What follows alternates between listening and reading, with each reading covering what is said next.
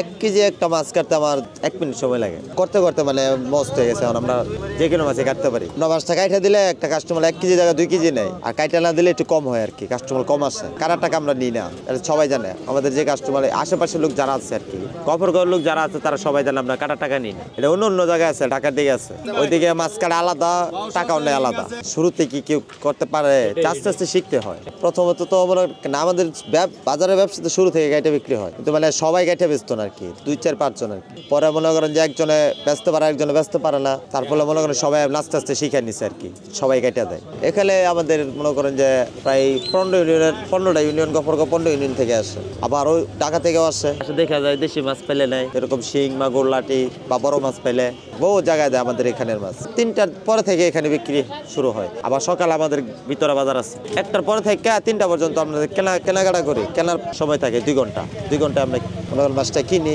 আইনা সুন্দর করে গুছায় রাখি, পরে 3টা থেকে বিক্রি শুরু হয়। কাটার টাকাও নিলে ওগুলো বিক্রি করি না, অন্য জায়গায় বিক্রি হয়। ওইদিকে মনে করেন মাছ কাটা নেয় কেজিতে 10 টাকা, আর আপনার এই ফুটকা তেল বা ডিম জি করে বিক্রি করে। এখানে নদীর মাছ আমাদের ব্রহ্মপুত্র নদী তো কাছে, তাই মানে অল্প অল্প করে আসে। আসলে কিছু বড় লোক মানুষ আছে, ওরা নিয়ে যায়, ওরা অর্ডার দিয়ে থুয়ে দেয় আগে, নদীর মাছ আসলাম করে দিই। মনে যখন আসে তখন এই দেখেন 1 সপ্তাহ ধরে নাই, মানে 1 সপ্তাহ 15 দিন পরে যদি আসে, যত আসে অতটুকু নিয়ে যায় তারা। নদীর মাছ আগে বিক্রি হয়ে যায়, টাকা নাই ওদের, টাকা চিন্তা নাই। যে লোক মানে ভালো লোক বুঝলেন না, মানে 10 কাস্টমার মধ্যে 8 জনকে দিই, 2টা দিন 2টা একটু খারাপ টাকা নিয়ে ঘুরাই, আর 8 জনের টাকা মনে হয় একদিকে মাছ দিতে, আরেকদিকে মনে করেন যে টাকা দিয়ে দিব। এবং কি যদি ও টাকা থাকে তাহলে ও বাসায় নিয়ে যাও, মানে এরকম অন্ধবিশ্বাসের। ওই ছিল বলতে মনে করেন আজকে মাছ দিচ্ছেন, কালকে টাকা দিয়ে দিবেন, তাহলে 1 সপ্তাহ হয়ে যায়, 15 দিন হয়ে যায়। পরে কেমন কি পরে তার সাথে একটু মানে চড়া ব্যবহার করে টাকা নিয়ে নিচ্ছি। মনে করেন যে আপনার কাছে মাছ দামাদামি করতেছে, আধা ঘন্টা ধরে মনে করেন বাজারটা ঘুরছে, দেখছে, তারপর 30 মিনিট পর মনে করেন ট্রেন চলে আসছে, এই মুহূর্তে আপনার মাছ পছন্দ হয়ে গেছে, দামও মিলে গেছে, তখন তারাও করে নিয়ে ট্রেনে উঠে যায়। কারাকাটি করলে ট্রেনের আগে আসে, সময় নিয়ে আসে। মাছ নষ্ট হয় বলতে নষ্ট করি না, মানে আমরা বিক্রি করে দিই পরে সস্তা দামে।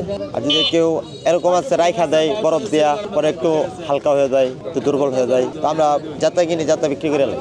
আমি আজকে 200 কেজি মাছ কিনছি, আমার 50 কেজি থাকবো, তাহলে আমি মানে কম দামে বিক্রি করবো না, তখন বরফ দিয়ে দিব, পরের দিন বিক্রি করবো। আর যদি মনে করেন 10 কেজি থাকে, তাহলে আমি মনে করেন যে আগে বিচ্ছি আপনার 250 টাকা কেজি, 200 টাকা কেজি হলে বিক্রি করে লাভ, 20 টাকা লস হইলে। কিনে যেতার উপায় মনে করেন আপনি 1 কেজি নিলে আপনার মনে করেন যে 200 টাকা লাভ পড়বো।